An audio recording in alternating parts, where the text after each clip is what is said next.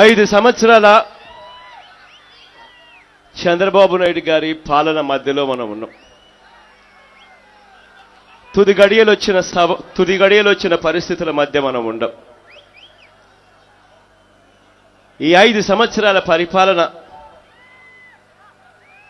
మనం చూసిన తర్వాత ఇవాళ నేను మీ అందరికీ కూడా ఒకటే చెప్తా ఉన్నాను. 5 సంవత్సరాల ఈ పరిపాలనలో మనం చూడని మోసం లేదు, మనం చూడని అబద్ధం లేదు, మనం చూడని అన్యాయం లేదు, మనం చూడని దుర్మార్గం లేదు.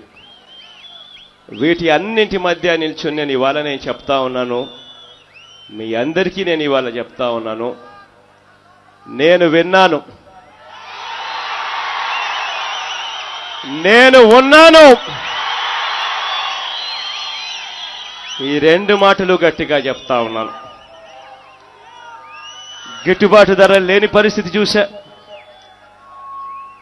చీనీ టన్నుకు 40,000 రూపాయలు ఉండాల్సిన పరిస్థితిలో 22,000కు తెగనమ్ముకుంటా ఉన్న పరిస్థితులను చూశా. అరటి టన్నుకు 10,000 ఉండాల్సింది 6,000 కూడా రాని పరిస్థితులను చూశాం.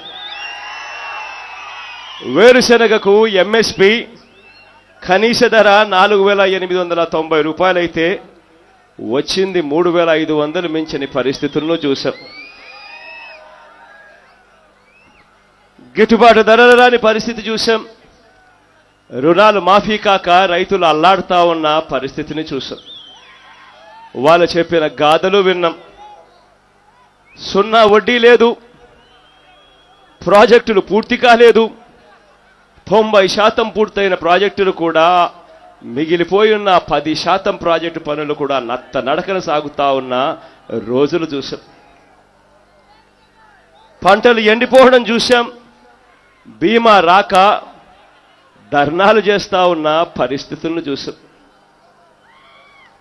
రైతులు పడుతున్న బాధలన్నీ కూడా విన్నాం. అక్క చెల్లెమ్మలను చూశాం.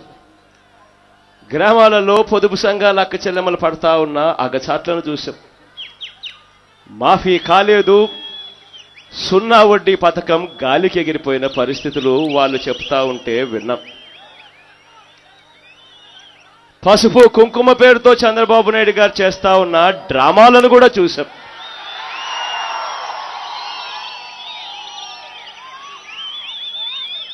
ఉద్యోగాలు లేవు, పక్క రాష్ట్రాలకు వలసపోతా ఉన్న పరిస్థితులు చూస్తా ఉన్నాం. కడప స్టీల్ ఫ్యాక్టరీ కడతారేమో, కడప స్టీల్ ఫ్యాక్టరీ కట్టిన వెంటనే ఉద్యోగాలు వస్తాయేమో అని చట్టంలో చేర్చిన పరిస్థితుల మధ్య కడపలో ఉన్న స్టీల్ ఫ్యాక్టరీ పూర్తవుతుందేమో అని ఆశగా ఎదురు చూసిన పిల్లలను చూశాం. కళ్ళ ఎదుటనే ఆశలు ఆవిరైపోతా ఉన్న పరిస్థితులను చూశాం. చదువుకొని ఉద్యోగాలు లేక వెతుక్కుండి పక్కనున్న కర్ణాటక, బెంగళూరుకు వెళ్ళిపోతా ఉన్న పరిస్థితులను గమనించాం. వీటి అన్నిటి మధ్య నిల్చొని నేను ఇవాళ చెప్తా ఉన్నా, వీటి అన్నిటి మధ్య ఇవాళ నిల్చొని నేను ఇవాళ చెప్తా ఉన్నా, నాన్నకు కానీ నాకు కానీ మా ఇద్దరికి మీ అందరికీ కూడా భరోసా ఇచ్చే విధంగా చెప్తా ఉన్నాను. పులివెందులంటే మాకు ప్రేమ అని మాత్రం ఖచ్చితంగా చెప్తా ఉన్నాను. కడప గడ్డ మీద పుట్టినందుకు గర్వపడతా ఉన్నా. పులివెందుల గడ్డ మీద పుట్టినందుకు ఇంకా గర్వపడతా ఉన్నాను అని చెప్పి గర్వంగా కూడా చెప్తా ఉన్నా. ఇక్కడ ప్రతి ఒక్కరి మంచితనాన్ని, ప్రతి ఒక్కరి మానవత్వాన్ని ఎప్పటికీ కూడా నేను మర్చిపోలేనని మాత్రం ఖచ్చితంగా చెప్తా ఉన్నా. కష్టంలో కూడా గుండె ధైర్యంతో ఎలాగుండాలో అని చెప్పి నేర్పించింది ఈ గడ్డ.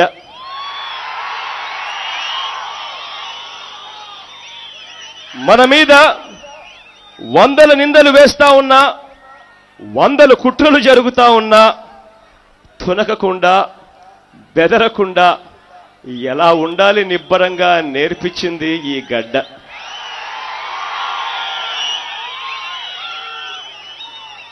ఈ గడ్డ నాకు సహనాన్ని నేర్పించింది.